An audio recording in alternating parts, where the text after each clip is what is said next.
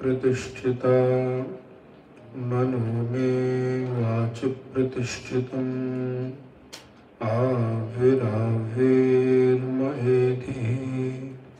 वेदस्य माणिस्थः श्रुतं मे मा प्रहासीः अनेन धीतेन अहोरात्रान् संदधामि ऋतं वदिष्यामि सत्यं वदिष्यामि तन्मामवतु तद्वक्तारमवतु अवतु माम् अवतु वक्तारम् अवतु वक्तारम्।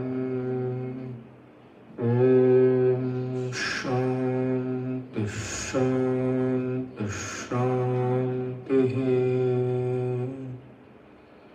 नारायणं नमस्कृत्य नरं चैव नरोत्तमं देवीं सरस्वतीं व्यासं ततो जयमुदीरयेत्।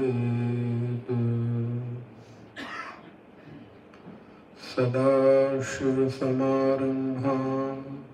शङ्कराचार्यमध्यमाम् अस्मदाचार्यपर्यन्तां वन्दे गुरुपरम्पराम्।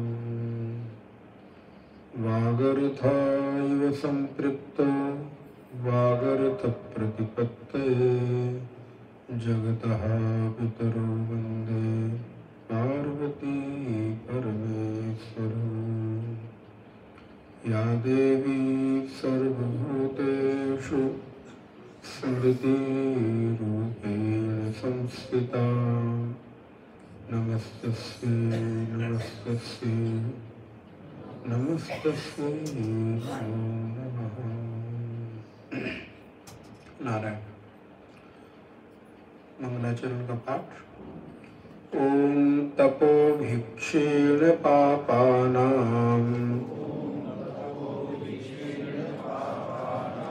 शान्तानां वीतरागिणां मुमुक्षूणामपेक्षोऽयम् आत्मबोधो विधीयते आत्मबोधो विधीयते। श्लोक नंबर 5 से पाठ करेंगे। अज्ञान कलुषं जीवम् ज्ञानाभ्यासाद् विनिर्मलम् कृत्वा ज्ञानं स्वयं नश्येत्। जलं कतकरेणुवत् संसारः स्वप्नतुल्यो हि रागद्वेषादिसंकुलः स्वकाले सत्यवद्भाति प्रबोधे सत् असद् भवेत्। तावत् सत्यं जगत् भाति शुक्तिकारजतं यथा यावन्न ज्ञायते ब्रह्म सर्वाधिष्ठानमद्वयम् उपादानेऽखिलाधारे जगन्ति परमेश्वरे सर्गस्थिति प्रलयान्यान्ति सर्गस्थिति लयान् यान्ति बुद्बुदानीव वारिणी सच्चिदात्मन्यनुसूयते नित्ये विष्णु प्रकल्पिताः व्यक्तयो विविधाः सर्वाः हाटके कटकादिवत् यथाकाशो हृषिकेशो नानोपाधिगतो विभुः तद्भेदाद्भिन्नवद्भाति तन्नाशे केवलो भवेत् नानोपाधिवशादेव जातिवर्णाश्रमादयः आत्मन्यारोपितास्तो ये रसवर्णादिभेदवत्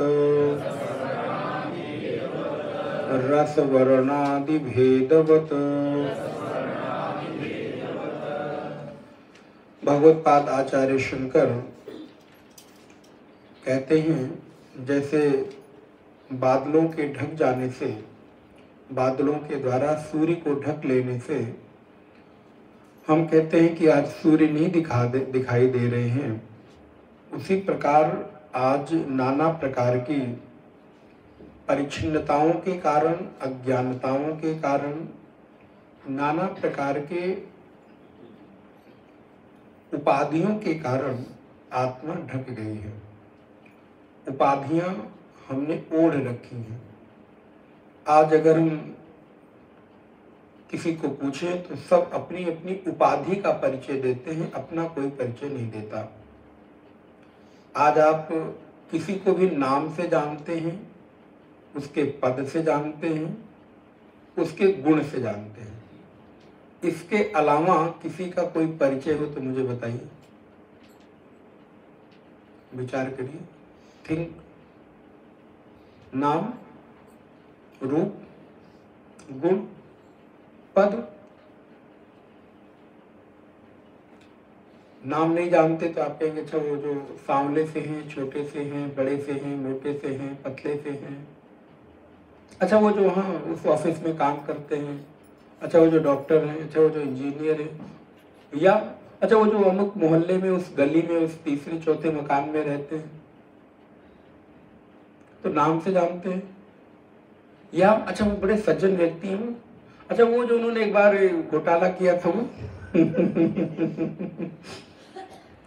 आप देखिए, आपको नाम नहीं याद होगा लेकिन घोटाले वाले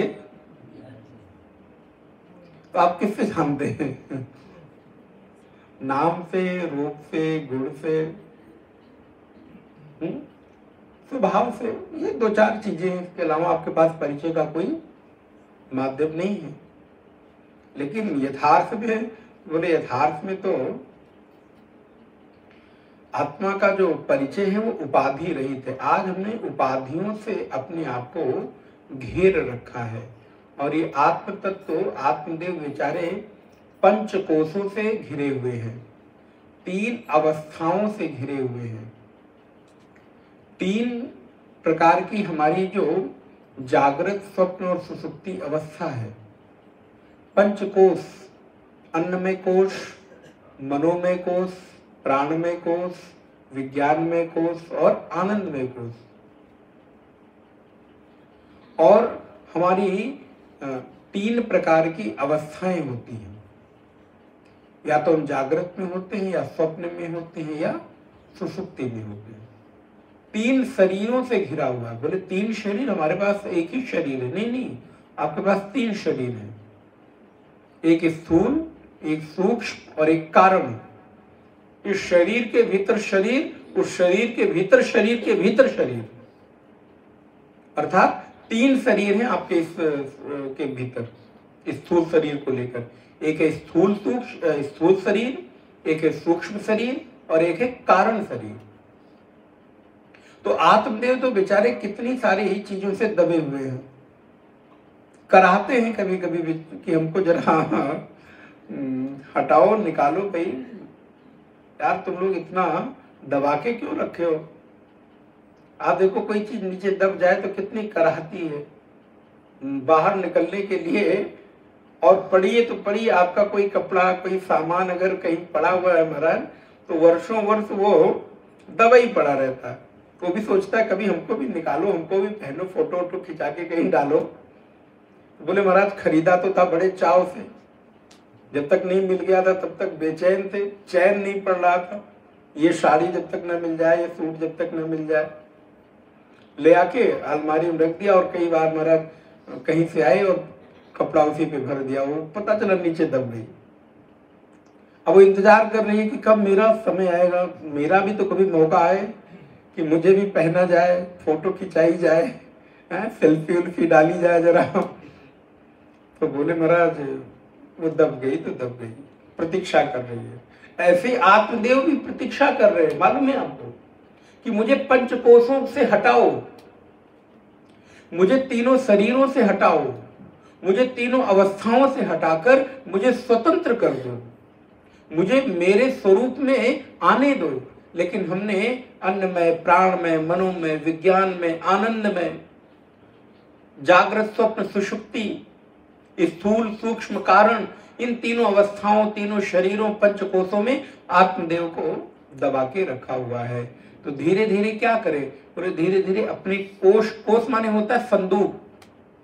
पहले एक समय संदूक चलती थी। बोले महाराज क्या क्या शब्द, आप कहाँ संदूक का जमाना रहा। संदूक माने जाते हैं पेटी, जानते हैं? बोले एक से एक शब्द आप बता रहे हैं। अब अलमारी बताइए, वार्डरोब बोलिए तब तो समझ में। हम दोनों आपको बता देते हैं। बोले अलमारी का भी जमाना चला गया। अब तो महाराज ऐसे ऐसे वो बन गए कि कमरे में जाओ तो पता ही नहीं चलता वो दीवार है कि अलमारी है। अभी मैं कहीं गया किसी घर में रुका, वो दरवाजा ही नहीं पता चल रहा था मुझे, सब एक ही तरह से। अब वो दरवाजा में एक पतली सी रेखा थी जो खोलती थी, ना उसमें हैंडल, ना उसमें खोलने पकड़ने का कुछ, पूरा एक जैसा अलमारी बनी हुई, एक ही जैसे वो प्लाईवुड से या जिससे भी बनाया वो लगा देते हैं। मुझे तो इतना आइडिया नहीं। अब मैं रात को वॉशरूम खोज रहा हूँ तो किधर मिला ही नहीं।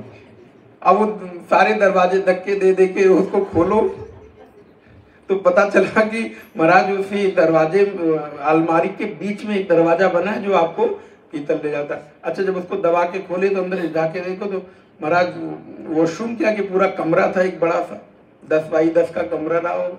मैंने कहा ये अजीब है कि अब बताइए, वो पता ही नहीं चल रहा है कि उसमें दरवाजा भी है। खैर, तो पहले के समय में ये सब तो चलता नहीं था। पहले के समय में संदूक होती थी, सामान रखने के लिए पेटी होती थी। और उससे भी पहले आप चले जाएं तो लोग मटके के भीतर अपने कपड़े रखते थे। आपको मालूम है कि नहीं? बाबा दादा के जमाने में लोग अपने कपड़े घड़े के मटके के भीतर ले जाके रख देते थे। भागवत के 10वें स्कंद में जब, जी हाँ वही मैं कहने जा रहा, भागवत के 10वें स्कंद में जब कभी बाल लीला का वर्णन अवसर मिले, कभी भागवत सत्संग का, एक योजना बन तो रही है, नेक्स्ट ईयर भागवत की देखते हैं कब बनता है और कहाँ होता है। अच्छा मेहता जी ने डिसाइड भी कर दिया। चलिए क्या कहना भाई। अच्छा, 2-3 जगह की चर्चा चल रही है, हमारे भी मन में विकल्प चल रहा है। एक बद्रीनाथ जी, एक शुभताल और एक रामेश्वरम। अच्छा, फतेहपुर तो आप लोग कराएंगे बाकी तो आप लोग स्वतंत्र, जहां बुलाएंगे हम तो वहां करने आ जाएंगे, आपके घर में भी कर लेंगे। तो योजना बन रही, लेकिन संभवतः रामेश्वरम बहुत लोगों की इच्छा है, तीर्थ भी है और 4 धाम है, तो धामों में भी हो जाएगा। और नहीं तो सुखताल मेरठ की उसके मुजफ्फरनगर के पास में है। तो खैर वो आपको हम कोशिश करेंगे कि 15 तारीख की रात को ये घोषणा करें कि अगला जो भागवत का शिविर है वो कहाँ पे होगा।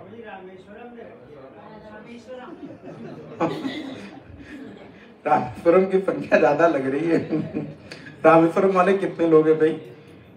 अच्छा, वाह, इस बहाने आपकी तीर्थ यात्रा। ठीक है, करते हैं। अरे वाह क्या बात है। तो खैर, तो मैं आपको, हाँ, तो पहले के समय में भागवत के 10वें स्कंद में आप सुनेंगे तो गोपियां जब भगवान श्री कृष्ण की बाल लीला का आनंद लेने के लिए नंद बाबा के द्वार जा रही हैं, तो भागवत जी में लिखा वो मटके से, गगरी, मटका, घड़ा, उससे अपने कपड़ों को निकाल के वो सबसे सुरक्षित माना जाता था।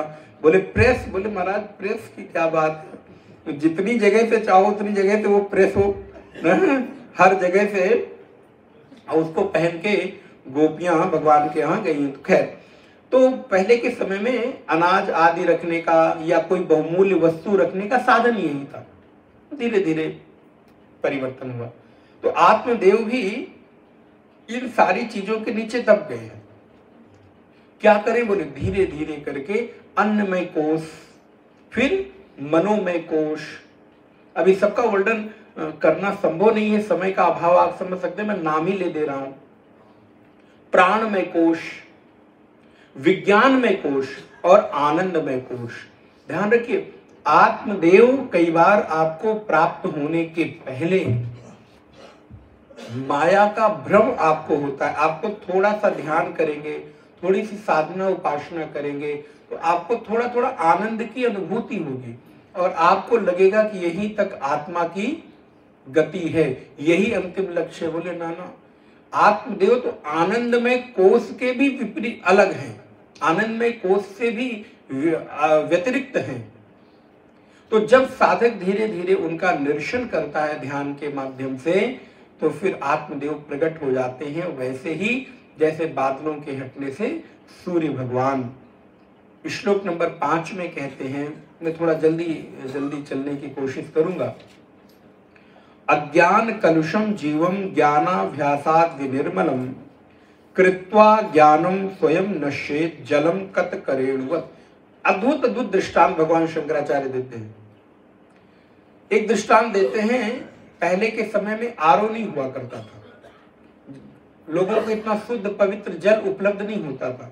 नदी से, सरोवर से, तालाब से जल लाते थे, लेकिन वो कई बार गंदला जल होता था, उसमें कुछ कंकड़ मिट्टी होते थे। तो उसको साफ करने के लिए एक धातु आती थी, आप इसको समझ लीजिए फिटकिरी।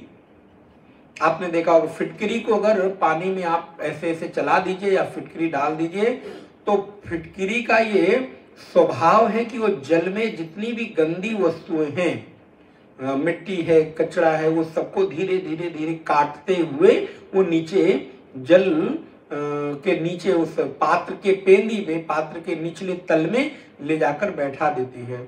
मिट्टी वहां बैठ जाती है और फिर स्वयं भी धीरे धीरे करके वो फिटकरी नीचे बैठ जाती है। बोले वैसे ही अज्ञान कलुषम जीवम, ये जीव भी अज्ञान की कलुषता से गंदा हो गया है। इसमें भी जब ज्ञान रूपी फिटकरी फेरी जाती है, जब चित्त में ज्ञान का प्रभाव होता है, गुरुवाणी के द्वारा, गुरु के वाक्यों के उपदेश के द्वारा, जब हृदय में उस ब्रह्म वाक्य का उपदेश किया जाता है, उस बड़े श्रुतियों के सिद्धांतों का उपदेश किया जाता है, जब महावाक्य का उपदेश किया जाता है और साधक को कहा जाता है कि तुमने आज अपने आप को जीव मान रखा है, तुमने आज अपने आप को मनुष्य मान रखा है, तुमने आज अपने आप को जो भी इस उपाधि में मान रखा है, तुम वो नहीं हो, बल्कि तुम ब्रह्म हो, तुम शुद्ध हो, तुम पवित्र हो, निर्मल हो, अद्वय हो, निरंजन हो, निष्पाप हो, तुम में कभी पाप हो ही नहीं सकता है। तो धीरे धीरे उस अज्ञान रूपी फिटकरी से हृदय में जो अज्ञानता कलुषता है वो बैठती चली जाती है, और एक दिन परिणाम होता है कि ज्ञान भी बैठ जाता है। इसलिए ध्यान रखिएगा मेरे भाई बहन, इस ज्ञान में भी मत उलझना। ये ज्ञान भी एक दिन आपको उस लक्ष्य तक पहुंचाकर अपना काम पूरा कर देगा। ये ज्ञान भी साधन है, साध्य नहीं है। कई बार हम इस ज्ञान को ही साध्य मानकर इसी में उलझे रहते हैं। ये भी एक आपको माध्यम है बताना, क्योंकि और कोई उपाय नहीं है हमारे पास बताने का। और इसके भी, इस शब्द की भी अपनी सीमितता है। ये शब्द भी पूर्ण रूप से उस ब्रह्म के बारे में व्याख्या नहीं कर पा रहे। हम चाहकर भी आपको नहीं बता पा रहे, क्योंकि सामर्थ्य ही नहीं है उसके बारे में बताने के लिए, कोई शब्द ही नहीं है।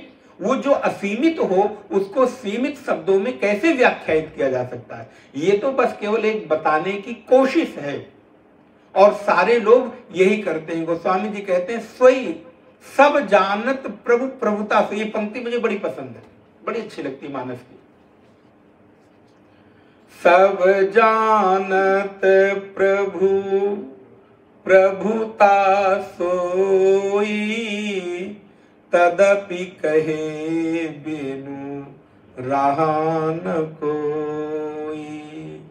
सब जानत प्रभु प्रभुता सोई। हे प्रभु, आपकी प्रभुता को सब जानते हैं, आपकी अद्वैता को सब जानते हैं, आपके उदारता को सब लोग जानते हैं, आपकी सर्वव्यापकता को हम अनुभव करते हैं, लेकिन फिर भी जो जानता है वो उतना बोलता ही है। तदपि कहे बिनु रहा न कोई। वो कहते ही कहते हैं। बोले क्यों कहते हैं? बोले मैं जो जान रहा हूं तुम भी जान जाओ, यही महिमा है। तो नारायण जैसे वो फिटकिरी जल के गंदे पदार्थों को काटकर उस जल के निचले हिस्से में ले जाकर पात्र में बैठा देती है, और एक समय आता है कि वो फिटकिरी भी नीचे बैठ जाती है और आपको जल बिल्कुल शुद्ध मिल जाता है, पवित्र जल मिल जाता है, स्वच्छ जल मिल जाता है, और आप उस जल का उपयोग करते हो। वैसे ही इस आत्मा को भी प्राप्त करने के लिए, हृदय की कलुषता को काटने के लिए गुरु के उपदेश रूपी वाक्यों के द्वारा हृदय की गंदगी को नीचे बैठा दो, और एक समय ऐसा हो कि आप उन शब्दों से भी परे हो जाओ। ये शब्द भी अंतिम नहीं है। जब गुरु उपदेश करते हैं तत्त्वमसि, जब गुरु उपदेश करते हैं अयम आत्मा ब्रह्म, जब गुरु उपदेश करते हैं सर्वम खलविदम ब्रह्म, तो शिष्य कहता है, साधक कहता है, हाँ गुरुदेव आप जो कह रहे हैं अहम ब्रह्मास्मि। इसलिए ये जो वाक्य हैं ये दोनों अलग अलग हैं। गुरु का जो उपदेशित वाक्य है वो तत्त्वमसि है, और शिष्य का अनुभव वाक्य है अहम ब्रह्मास्मि। ये थोड़ा सा भेद समझिएगा। गुरुदेव अहम ब्रह्मास्मि नहीं कहते, गुरुदेव उपदेश करते हैं कि तत्त्वमसि। तब जब गुरु के उपदेशों से शिष्य, अधिकारी शिष्य सुनकर अपने हृदय में उस ब्रह्म तत्व को अनुभव करता है, तो गुरु के उपदेशों के बाद प्रणाम करता है, हाथ जोड़ता है, कृतज्ञता से भरता है, हाँ गुरुदेव अहम ब्रह्मास्मि। इसलिए उपदेश वाक्य है तत्त्वमसि और अनुभव वाक्य है अहम ब्रह्मास्मि। आत्मा की उस शुभ्रता को, आत्मा की उस तेजस्विता को साधक हृदय में अनुभव करता है, और जो भी हृदय के गंदले चीजें हैं वो उस ज्ञान के द्वारा नीचे बैठ जाते हैं। और कोई उपाय है ही नहीं संसार में। इसलिए एक और बात आपको निवेदन करूं, कभी मैं पवित्र नहीं हूं, मैं बहुत पापी हूं, मैं बहुत कपटी हूं, मैं बहुत अमुक हूं, ये मत कहो। आप ये कहकर मानो आत्मा का तिरस्कार कर रहे हो। अरे महाराज मैं तो बहुत पापी हूं। आप कौन हो? आप उस आत्मा का तिरस्कार कर रहे हो। यदि आपकी दृष्टि आत्म तत्व पर है तो आत्मा तो कभी अपवित्र हो ही नहीं सकती। आत्मा में कभी कोई पाप है ही नहीं। इसलिए तो भगवान गीता के 18वें अध्याय में कहते हैं, अर्जुन यदि किसी की दृष्टि आत्म तत्व पर है तो आत्म तत्व पर दृष्टि रखने वाला व्यक्ति एक नहीं हजारों लोगों की भी हत्या कर दे तो भी उसको कोई पाप, हत्वापि स इमान लोकान, यद्यपि होगा नहीं लेकिन आत्मा की महिमा का वर्णन करते हुए कहते हैं हत्वापि स इमान लोकान, एक नहीं पूरे के पूरे लोक की भी हत्या कर दे तो भी आत्मा में कभी कोई पाप, क्योंकि जब किसी से कोई चीज चिपक नहीं सकती तो आत्मा में पाप कहां से चिपक जाएगा। अब आप आत्मा को पापी बना रहे, जो शुभ्र है, पवित्र है, पावन है, निष्पाप है। इसलिए हमेशा ये भाव रखो कि प्रभु मैं आपकी कृपा से निष्पाप हूं, पवित्र हूं, पावन हूं। और जब आप ये भाव रखेंगे तो आत्म चेतना की अनुभूति आपको तद अनुरूप होगी, क्योंकि आत्मा इतना शुभ्र है, उसको जैसे देखोगे वैसा अनुभव में आएगी। एक बहुत अच्छा दृष्टांत हमारे शास्त्रों में वेदांत के कहते हैं, आप स्फटिक जानते हैं, पहनते भी हैं, स्फटिक का शिवलिंग है, तो स्फटिक के शिवलिंग पर जिस रंग का फूल चढ़ाओ उसी रंग का वो स्फटिक दिखाई देगा। अच्छा, स्फटिक पे अगर लाल फूल चढ़ा दिया तो स्फटिक कैसा दिखाई देगा? लाल। और किसी ने पीला चढ़ा दिया है तो पीला, काला, हरा, नीला, सफेद, जिस रंग का पुष्प चढ़ा दोगे। क्यों? क्योंकि जिसका कोई रंग नहीं है उसमें सारे रंग हैं। रंग तो उस पर नहीं चढ़ता जिसके पहले ऊपर कोई रंग हो, लेकिन स्फटिक में अपना कोई रंग नहीं है इसलिए सारे रंग उसके हैं। वैसे ही आत्मा का कोई आकार नहीं इसलिए सारे आकार उसके हैं। आत्मा का कोई रूप नहीं, नाम नहीं, इसलिए सारे नाम, रूप, रंग, आकार उसके हैं। इसीलिए तो सर्वव्यापक है। इसलिए आत्म तत्व को जैसा देखोगे, आत्मदेव को जैसा देखोगे वो वैसे ही आपको दिखाई देना शुरू हो जाएंगे। ये बिल्कुल अकाट्य सिद्धांत है। अगर उनको पापी देखना चाहोगे ना तो पापी दिखाई देंगे, क्योंकि उनमें अपना कोई रूप, रंग, नाम है ही नहीं। उनको निष्पाप देखना चाहोगे, निष्पाप। इसलिए जैसी भावना करेंगे, जैसी आप मन के भीतर इच्छा रखेंगे वो वैसे ही आपको अनुभव में होंगे। ये उनकी महिमा है। जो जैसा देखना चाहे, जो जैसा अनुभव करना चाहे, मैं उसको वैसा दिखता हूं और अनुभव होता हूं। आत्मदेव की महिमा है।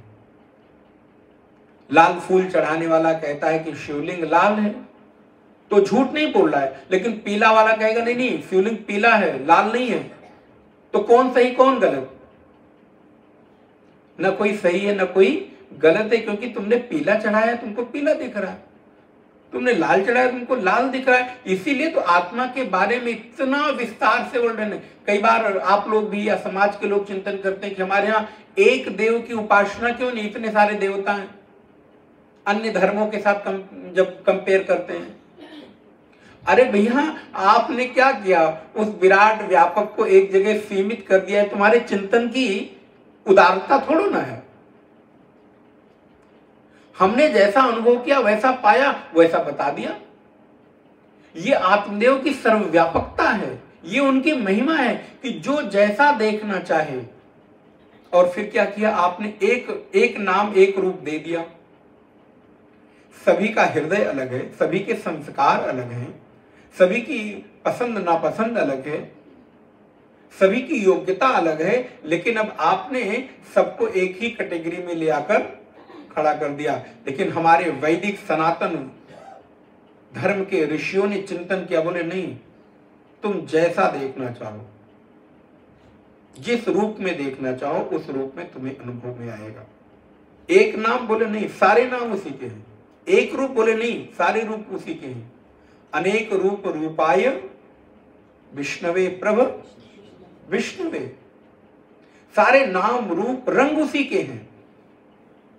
इसलिए आत्म चेतना में किसी भी प्रकार का निश्चित करके ऐसा ही है ये नहीं कहा जा सकता।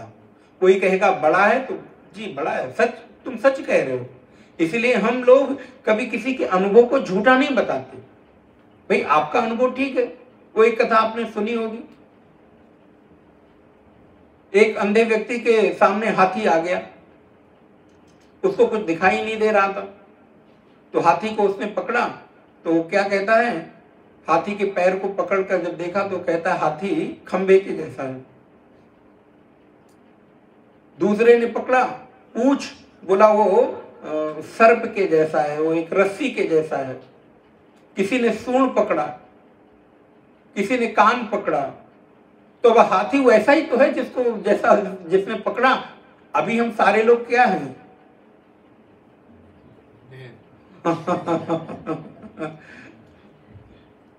अब हम नहीं कहेंगे आपको, हमने भी चश्मा लगा रखा है।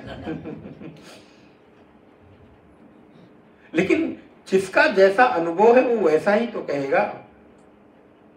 जो जैसा पकड़ा जिस अंग को, वैसा उसने बता दिया। और वो झूठ नहीं बोल रहा है, वो सच बोल रहा है। इसलिए आत्म चेतना को जिसने जिस रूप में अनुभव किया, उसने उस रूप में व्यक्त किया। कोई कहता है चींटी के जैसा है, कोई कैसा कहता है हाथी के जैसा है, कोई कहता है वृक्ष के जैसा है, कोई कहता है विराट है, कोई सूक्ष्म है। जी बिल्कुल वैसा है, क्योंकि जिसका कोई आकार नहीं, सारे आकार उसी के हैं। जिसका कोई नाम नहीं, सारे नाम उसी के हैं। जिसका कोई रंग नहीं, सारे रंग उसी के हैं। जिसका कोई रूप नहीं, सारे रूप उसी के हैं। उसको एक नाम रूप रंग में सीमित कर देना, ये आत्मा की महिमा का हनन करना है। इसलिए जैसा देखेंगे वैसा अनुभव करेंगे। तो ज्ञान रूपी फिटकिरी से, औषधि से हृदय की अज्ञानता और कलुषता को नष्ट करके हृदय में आत्मा की शुभ्रता का दर्शन होता है। संसार स्वप्न तुल्यो ही राग द्वेषादि संकुलः स्वकाले सत्यवत भाति प्रबोधे सत्य असत भवेत्। ये संसार कैसा है? तो बोले स्वप्नवत भाति। संसारा स्वप्न तुल्यो ही, ये संसार स्वप्नवत है। जैसे स्वप्न में आप कोई सृष्टि देखते हैं, कोई विषय देखते हैं, लेकिन जागने के बाद वो चला जाता है। स्वप्न की सृष्टि बहुत देर रहती नहीं, जब तक जागे नहीं तभी तक वो है, और जागे तो फिर वो सृष्टि नहीं। कहावत है ना, जब जागो तभी सवेरा। जिस दिन दृष्टि खुल जाए। तो ये संसार भी कैसा, बोले स्वप्न तुल्य हुई राग द्वेषादि संकुलः। लेकिन नारायण, ये सृष्टि में कैसा हमको अनुभव हो रहा है? बोले राग द्वेष से भरा हुआ ये संसार है। इसमें दो ही चीजें हैं, अगर संसार की कोई परिभाषा करनी हो तो राग और द्वेष। या तो आपको किसी से राग है और या तो फिर किसी से द्वेष है। कुछ बिरले लोग हैं जो उदासीन रहते हैं। नहीं तो आप किसी को अपना मानते हो, प्रेम करते हो, स्नेह करते हो, चाहते हो, उनके साथ अपने एक आत्मीयता की अनुभूति करते हो। ऐसा भी होता है कभी कभी कि संसार में हम किसी के साथ उस भाव का अनुभव करते हैं जो हमें अपनी आत्मा के नजदीक अनुभव होता है। यहाँ आत्मा का अर्थ जीवात्मा है, जो हमें अपने थोड़ा नजदीक अनुभव होता है। लगता है कि इसका हमारे साथ कोई संबंध है। उसको देखना, उसको मिलना, उससे बात करना, उसको सुनना, उसके साथ समय व्यतीत करना सुखद अनुभव होता है। तो ये राग है। तो राग का तात्पर्य है जो मेरे अनुकूल है वहां मुझे राग होता है। ध्यान रखिएगा, प्रतिकूलता में कभी आपको राग नहीं होगा, और जो आपके प्रतिकूल है उससे द्वेष। इन दोनों के बीच में हम अपने आप को अनुभव करते हैं। या तो मेरे कोई अनुकूल है तो बहुत अच्छा लगा, बहुत अच्छे हैं, बहुत सुंदर, बहुत प्यारे, और वही व्यक्ति जो आज तक मेरे अनुकूल था बहुत अच्छा था, जिस दिन प्रतिकूल हुआ बोले महाराज संसार में इससे ज्यादा धोखेबाज कोई अब बताइए, हमारी मान्यताएं रोज रोज बदलती रहती हैं। अभी तक तो वो बहुत अच्छा था, अभी तक उसके लिए आप पलक पावड़े बिछाकर बैठे हुए थे, और अब क्या हुआ तो बोले अब महाराज नहीं, ठीक नहीं। ये ठीक नहीं किस किस परिभाषा से परिभाषित किया? एक ही परिभाषा है कि वो आपके आपके प्रतिकूल हो गया। आपकी जो भी अपेक्षाएं थी, जो भी आपकी इच्छाएं थी, जो भी आपने उससे मान रखा था, उसके अनुकूल नहीं हुआ, बेकार, मेरे उपयोगी नहीं है, छोड़ दो, त्याग दो, ठीक है, कोई बात नहीं। लेकिन ये संसार कैसा है? बोले राग और द्वेष से युक्त है, और इसमें ये संकुल है। कैसे? जैसे जल में कुछ कीड़े होते हैं ना, कुछ जीव जंतु होते हैं, वैसे ही संसार रूपी समुद्र में भी ये राग द्वेष रूपी कीड़े, राग द्वेष रूपी जानवर, पशु, जीव जंतु हमको ग्रसित करते रहते हैं। आप देखिए, या तो आपको राग रूपी जंतु ने पकड़ रखा है, या तो ये द्वेष रूपी पशु ने आपको पकड़ रखा है। तो कभी आकर कोई आपको टकरा जाता है तो आपको अनुकूल लगता है, और कोई आपको प्रतिकूल लगता है। तो ये संसार ऐसा ही है।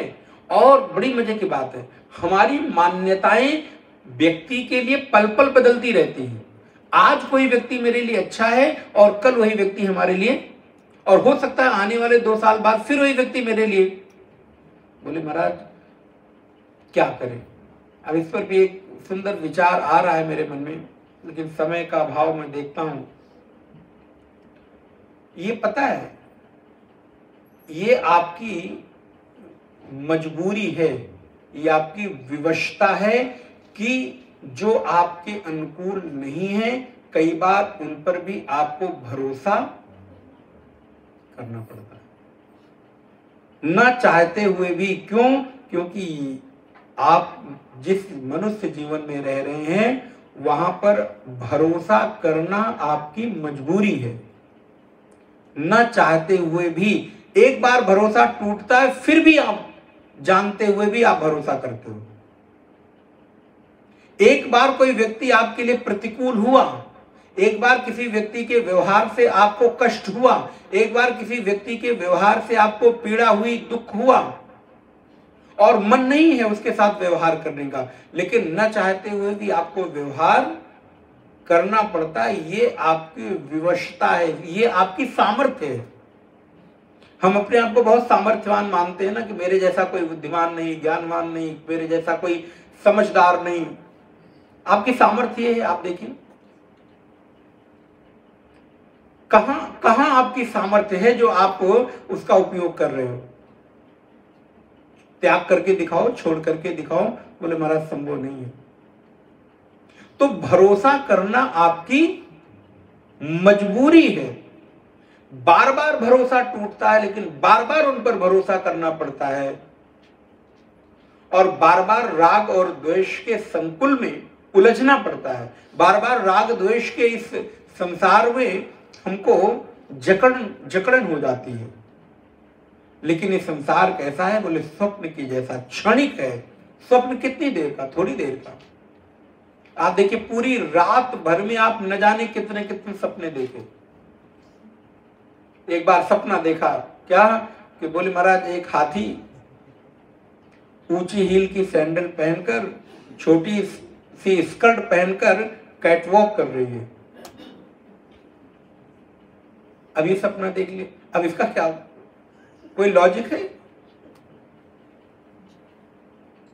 हाथी, और वो भी पेंसिल वाली सैंडल है, वही तो कहते हैं पेंसिल सैंडल, हील कुछ ऐसे ही, भाई पता नहीं, आप लोग पहनते हैं, आप लोग जाने।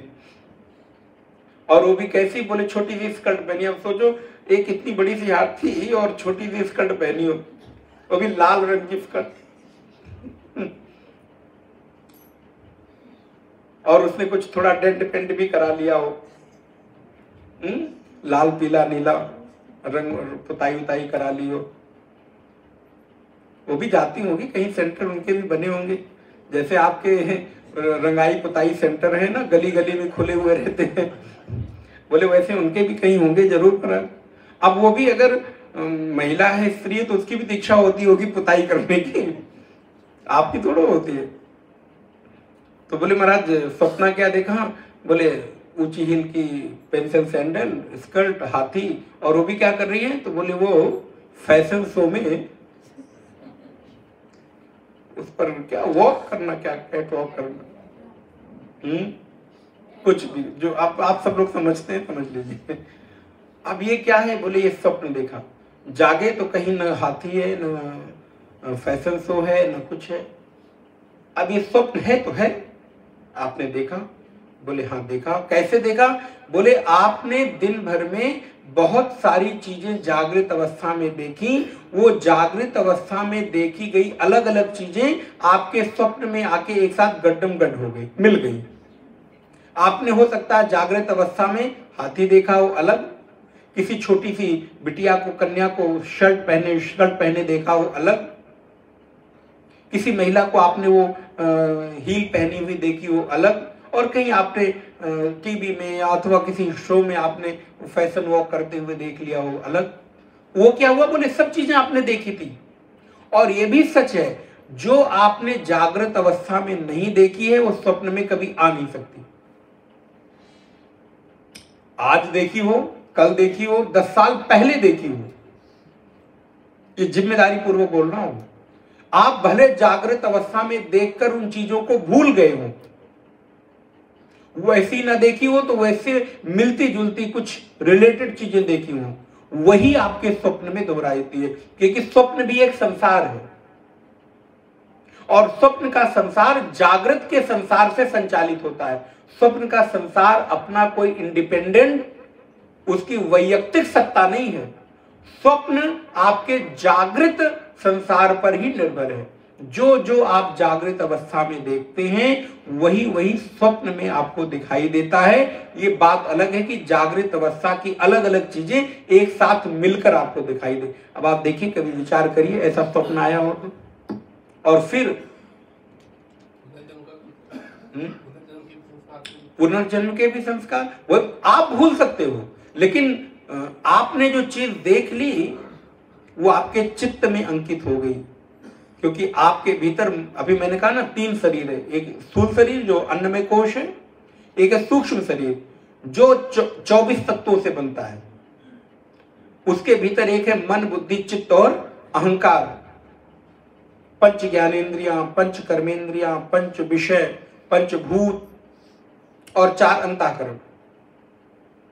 तो मन, बुद्धि, चित्त और अहंकार। तो मन क्या करता है? बोले संकल्प विकल्प देता है। बुद्धि क्या करती है? उस संकल्प विकल्प का निश्चय करती है। चित्त क्या करता है? बोले सारे संकल्प विकल्प निर्णयों को अपने पास स्टोर करके रखता रहे। जैसे आपका वो आजकल है ना हार्ड पेन ड्राइव, और वो नहीं, दूसरा बड़ा वाला हार्ड डिस्क।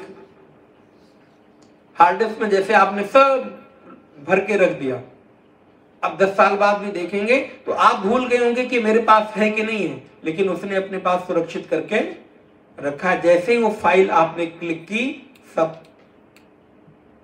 ओपन होने लगती है। आप देखिए, आपके चित्त में कभी कभी ऐसे विचार आते हैं जो आपको पता भी नहीं है, लेकिन उससे मिलता जुलता कोई दृश्य देखा तो सारी चीजें, ये आपकी सामर्थ्य नहीं। भगवान कहते हैं ये मैं करता हूं। आप तो याद भी नहीं होगा कि कल के दोपहर के भोजन में सब्जी क्या खाई थी। बोले महाराज जी मुझे याद है, मैं रोज मेन्यू लिख के रख रहा हूं, अंतिम दिन बताऊंगा कि हाँ ये गड़बड़ थी, हाँ ये गड़बड़ थी।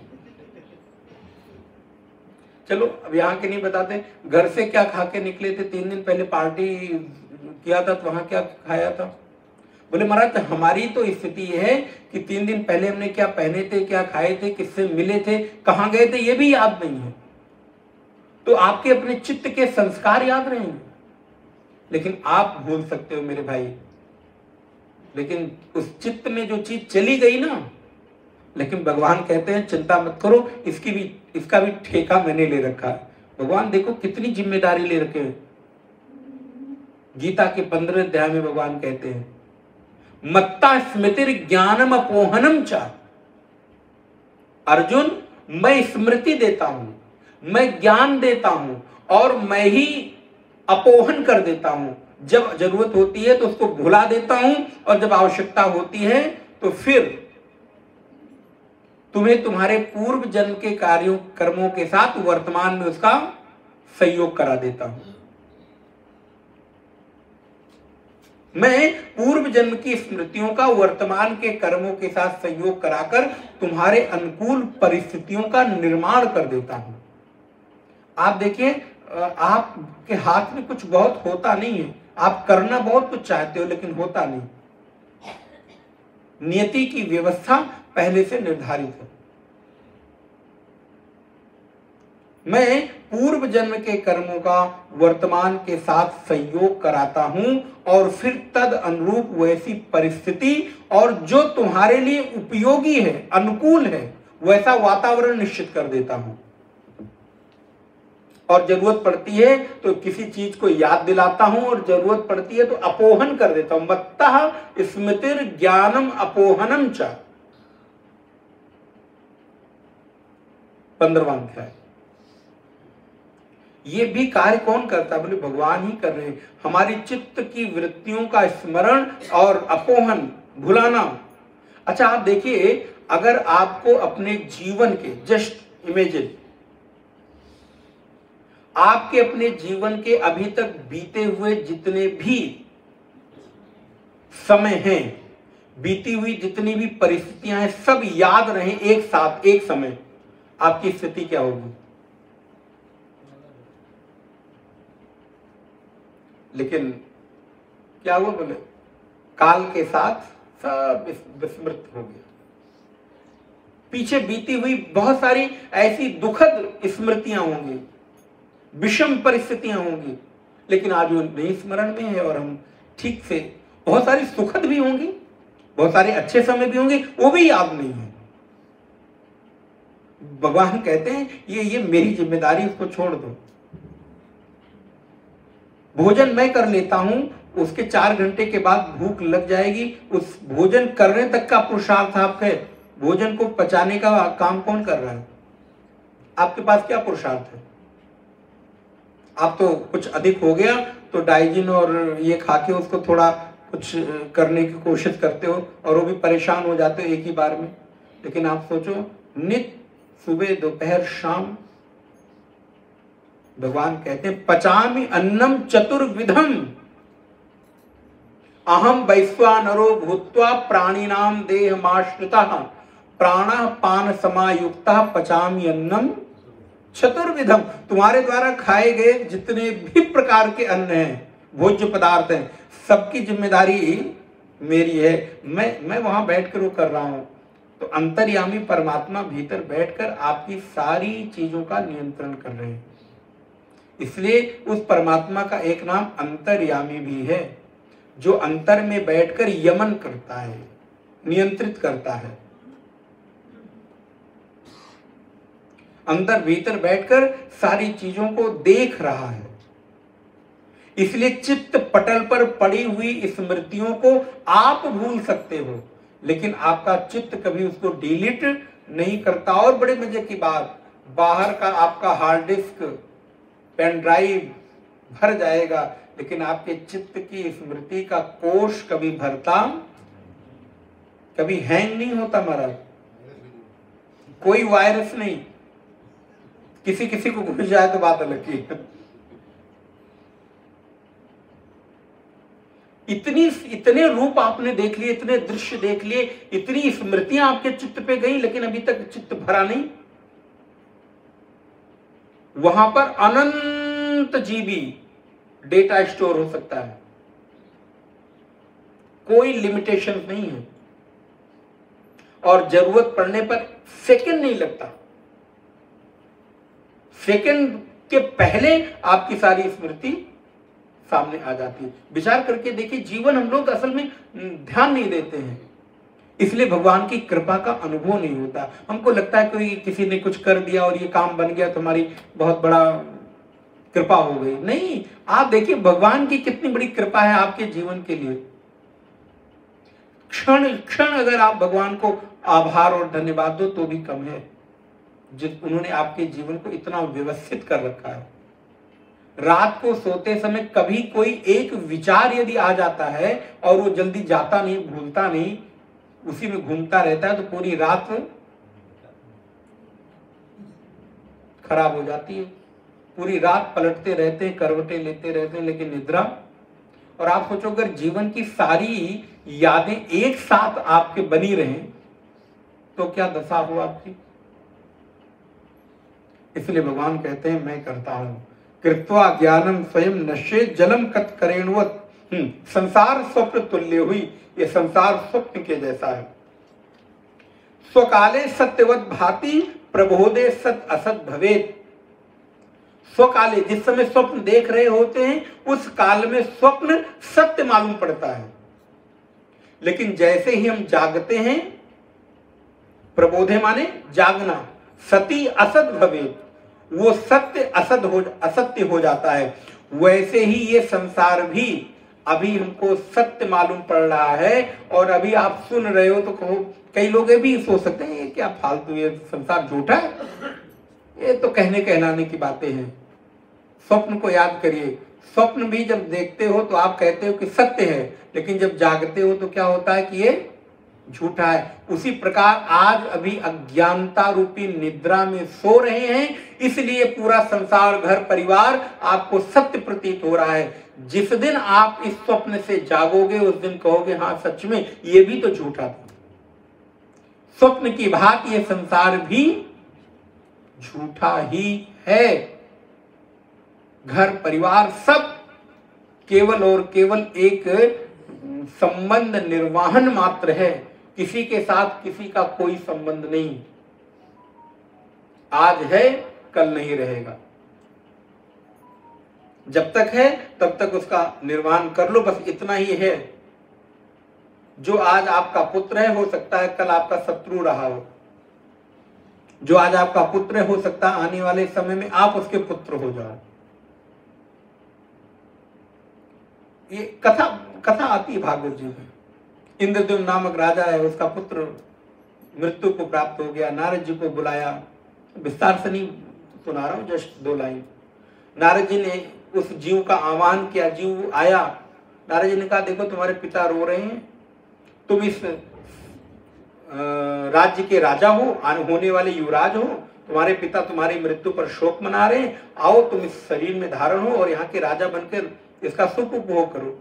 जीव हंसता है, नारद जी आप ऐसी बात करते, ये कौन से जन्म के मेरे पिता, मैं इनको पहचानता नहीं, और अभी अभी वो जीव इस शरीर से निकल कर गया, ये किस जन्म के मेरे पिता हैं? मेरे तो अनंत जन्म हो चुके हैं, न जाने कितने जन्मों में ये मेरे पिता रहे होंगे, किस जन्म के पिता हैं, मैं इनको पहचानता नहीं हूं। और इतना कह के प्रणाम करके जीव अपनी यात्रा पर आगे निकल गया। ये आज मेरे पिता हैं, कल हम उनके पिता होंगे। इस जीव तो सतत अपनी यात्रा पर चल रहा है। कब तक? बोले जब तक अपने स्वयं के विराट अस्तित्व में विलीन नहीं हो जाता। गंगा तब तक गंगा है जब तक समुद्र की खाड़ी में जाकर वो विलीन नहीं हो जाती। समुद्र में विलीन होने के बाद गंगा का नाम गंगा नहीं रहता, वो भी उस विराट अस्तित्व में मिलकर। और कहां विलीन होना है? बोले जो जहां से आया था वहीं चला जाएगा। कहां जाएगा? बोले जहां से पैदा हुए। इसलिए ये जीव न आता है न जाता है, शरीर के पूरा होने के बाद इसकी अपनी यात्रा है, उस यात्रा पर आगे निकल जाता है। इसलिए संसार के झूठे स्वप्न में उलझकर अपने आप को बहुत पीड़ित नहीं करना चाहिए। तावत सत्यम जगत भाति, श्लोक नंबर 7, शुक्तिका रजतम यथा यावन्न ज्ञायते ब्रह्म सर्वाधिष्ठान मद्वयम। तावत सत्यम जगत भाति, तभी तक ये जगत भासित हो रहा है, अच्छा दिख रहा है, ठीक दिख रहा है, जब तक आपको ज्ञान नहीं हुआ, यथार्थ का बोध नहीं हुआ। कैसे? बोले जैसे कभी समुद्र के किनारे, कभी क्या तो आपके पास अवसर है, खूब जाइए, बीच पर घूमिए, स्नान करिए, आनंद करिए, समय मिले तब। बोले महाराज दिन भर तो आपने एंगेज कर रखा है, कहाँ जब कब जाऊं, हम तो आए थे घूमने टहलने के लिए, वो तो यहाँ हमने कम कर रखा है, अभी तो 1-2 क्लास की और संभावना थी। अच्छा, इस बार इसलिए हमने 1-2 चीजें कम की, रात का सत्र नहीं किया। पिछले शिविरों में भोजन के बाद भी 1 घंटे बैठते थे, इस बार वो नहीं किया, प्रश्नोत्तर होता था। इस बार आप लोगों को हमने ग्रुप डिस्कशन नहीं कराया। बोले महाराज आप भूल गए थे क्या? बोले मैंने भूले नहीं थे हम, आपको थोड़ा सा रिलैक्स रहे, बहुत ज्यादा आपको नहीं तो आप पिछले उत्तरकाशी शिविर में कुछ लोग थे तो आपको स्मरण होगा, 8-8, 9-9, 10-10 लोगों का एक ग्रुप था, वहां डिस्कशन होता था। फिर रात को उस ग्रुप में से आपने क्या दिन भर पढ़ा, क्या सुना और क्या आप अपने निर्णय पर पहुंचे, आपने क्या समझा, वो जरा 2-4-10 लाइनों में आप बताइए। तो हर ग्रुप के लोग बताते थे, स्मरण है ना जो लोग थे उत्तरकाशी में। तो इस बार तो हमने 2-3 चीजें कम कर दी। मैंने कहा अच्छा चलो आप लोग आए तो थोड़ा घूम टहल सकते हैं। दिन भर पूरे दिन पढ़ते रहते सब लोग। हाँ, दिन भर तो वो प्रातः काल से लेके और रात्रि 10, साढ़े 10 बजे तक। खैर, तावत सर्वम जगत भाति शुक्तिका रजतम यथा, जैसे समुद्र के किनारे आप जाइए तो सीप पड़ी होती है, तो सीप जब चमकती है तो आपको क्या लगता है? महाराज मेरा भाग्योदय हो गया, देखो चांदी मिल गई मुझे। कभी कभी ऐसा हो जाता है, भ्रम हो जाता है। लेकिन जैसे ही दौड़ कर गए और उस सीप को उठाया तो वहां चांदी नहीं बल्कि सीप थी, पत्थर। फेंको इसको। फिर खड़े रहे, देख रहे हैं, फोटो वोटो खींच रहे हैं, बड़ा हो। तब तक सूर्य की किरण ने फिर किसी सीप को प्रकाशित किया, चमकी, फिर दौड़े, देखो हाँ चांदी पड़ी हुई। क्योंकि समुद्र में तो, समुद्र रत्नाकर है ना, समुद्र का एक नाम रत्नाकर है, जिसमें सारे रत्न रहते हो।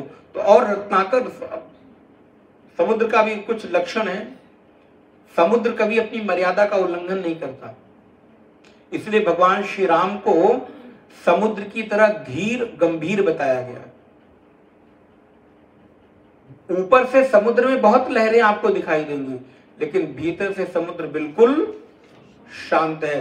तो समुद्र कभी अपनी मर्यादा का उल्लंघन नहीं करता। समुद्र कभी भी अपने भीतर कुछ रखता नहीं, जो कुछ भी आता है वो लहरों के माध्यम से निकाल निकाल के अपने तट पर फेंक देता है।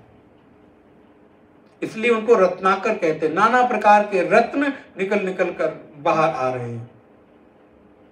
कभी मर्यादा का उल्लंघन नहीं करता, कभी अपने भीतर कुछ रखता नहीं, समेटता नहीं।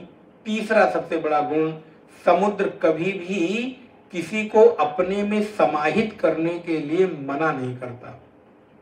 संसार भर की, विश्व की सारी नदियां आकर समुद्र को भर रही हैं, लेकिन आज तक समुद्र भरा नहीं। विश्व की जितनी नदियां हैं सब कहां जा रही हैं? सबका अंतिम लक्ष्य क्या है? केवल भारतवर्ष नहीं, कहीं न कहीं से सारी नदियों का जो मुख्य लक्ष्य है समुद्र में आना। अच्छा, एक दिन अगर समुद्र में मना कर दे, बस बहुत हो गया, अब मेरे में मत आओ, अब मैं तुम्हें नहीं ले सकता, जल भर गया, बहुत हो गया। बोले नहीं, समुद्र अथाह जल राशि होने के बाद भी निरंतर सबको अपने भीतर समेटे हुए है। ऐसे ही परमात्मा भी एक नहीं असंख्य असंख्य जीवों को समेटने की सामर्थ्य रखते हैं। सारे जीव उनकी ओर चले जा रहे हैं, चले जा रहे हैं, और भगवान उनको अपने भीतर समाहित करते चले जा रहे हैं। इसलिए रत्न को देखकर, सीप को देखकर रत्न के होने का भ्रम हो जाता है, लेकिन जब मैं पास में पहुंचता हूं, उठाता हूं, छूता हूं, तो कहता हूं नहीं नहीं, ये चांदी नहीं है, रजत नहीं है, तो सुक्ति है, सीप है।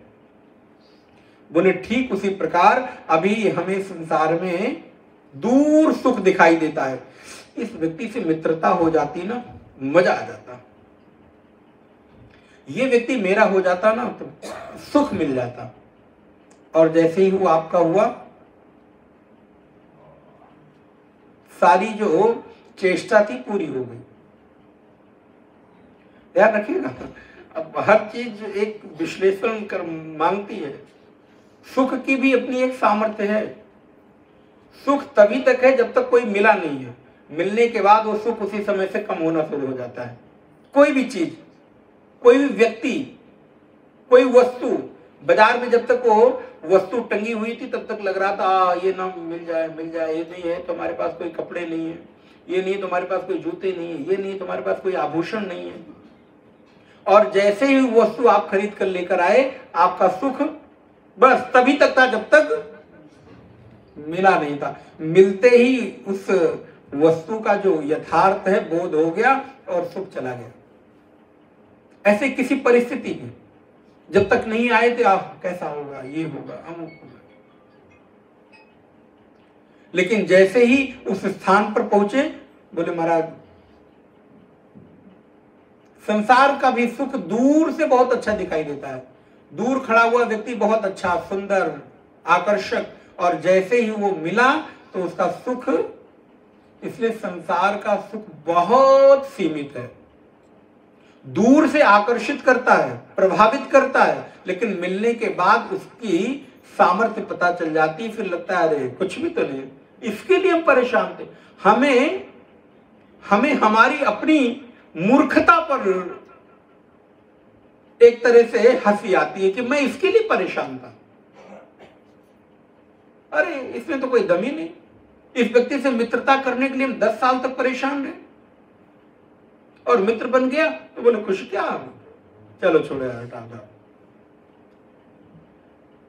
ये एक सामर्थ्य है। संसार के सुख आपको कभी भी अंतिम लक्ष्य तक नहीं पहुंचा सकते। तो वो सुक्तिका देखकर आपको रजत का भ्रम होता है, लेकिन जब आपको पता चलता है कि ये तो काम की नहीं, चांदी नहीं है, रजत नहीं है, बोले वैसे है यावत न ज्ञायते ब्रह्म सर्वाधिष्ठान अद्वयम, जब तक उस अद्वय ब्रह्म का अधिष्ठान, ब्रह्म का ज्ञान नहीं हो जाता, तब तक आपको ये सारी संसार की चीजें आकर्षित करती रहती है। संसार का